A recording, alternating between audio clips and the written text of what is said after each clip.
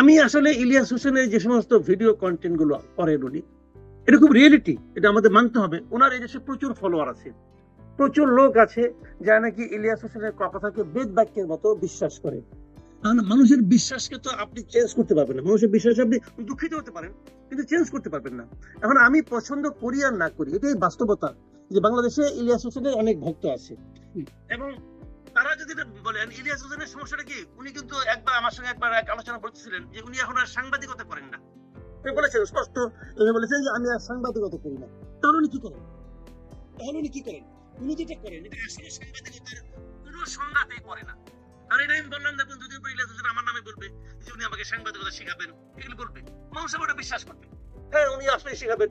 তো এখন প্রশ্নটা হলো কি, এভাবে উনি যে কথা বলবেন, ওনার মনে যা আসে উনি তাই বলেন, এবং উনি কেন বলেন সেটা উনি জানেন, এবং যেভাবে বলেন এটাকে আমি মনে করি যে এটা আসলে সাংবাদিকতা না। উনি কোনো প্রমাণ দেন না তো, উনি ওনার মতো করে বলেন। ওনার একটা স্টাইল আছে, নাটকের স্টাইলটা ভালো, কোনো সন্দেহ নাই, আমি এটা প্রশংসা করি, কিন্তু ওই স্টাইলে উনি উনি তো কোনো প্রমাণ দিচ্ছেন না। কারণ প্রমাণহীন ভাবে ভালো স্টাইলে কেউ যদি আপনাকে ডিফেম করে, এখন আপনি এটাকে কিভাবে কাউন্টার করবেন?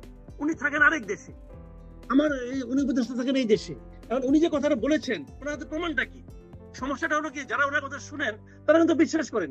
তো এই যে অবিশ্বাসটা তৈরি করা, এবং যদি প্রমাণ ছাড়া যদি একজন আপনার লোকের বিরুদ্ধে বলেন এভাবে, সেই বলাটা আপনি কিভাবে জাস্টিফাই করতে পারবেন না তো।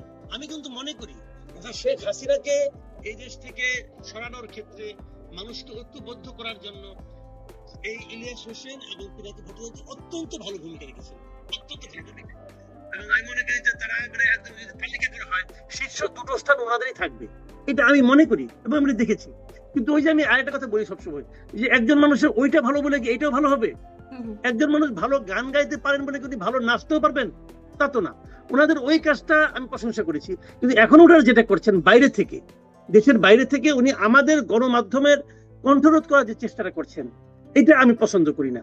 গণমাধ্যমের কণ্ঠ এভাবে রোধ করা যায় না। আপনি যদি গণমাধ্যমকে গণমাধ্যমকে আপনার পছন্দ না হয়, আপনি যদি মনে করেন এই দেশে মানুষকে গণমাধ্যমটা বিভ্রান্ত করছে, তাহলে আপনি গণমাধ্যমটা কিভাবে বিভ্রান্ত করছে, কেন করছে, এটা মানুষকে বোঝান এবং মানুষের কাছে আহ্বান করেন যে আপনি এই গণমাধ্যমটা পড়বেন না, এটুকু আপনি করতে পারেন।